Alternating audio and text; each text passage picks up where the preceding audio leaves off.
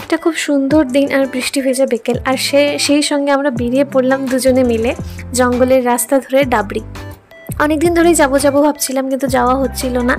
তো শেষমেশ সময় বের করে আমরা চলেই গেলাম। তো যাওয়ার পরে অ্যাম্বিয়েন্সটা ভীষণই ভালো লাগলো। তোমরা যারা যারা গিয়েছো তারা তো জানোই। তো আমরাও খুব সুন্দর একটা সময় কাটালাম সেখানে গিয়ে দুজনে মিলে। আসলে দুদিন ধরেই আমাদের মনটা একটু খারাপ ছিল, আর আমাদের যখনই কোনো না কোনো কারণে মন খারাপ থাকে তখন আমরা কোথাও না কোথাও বেরিয়ে পড়ি।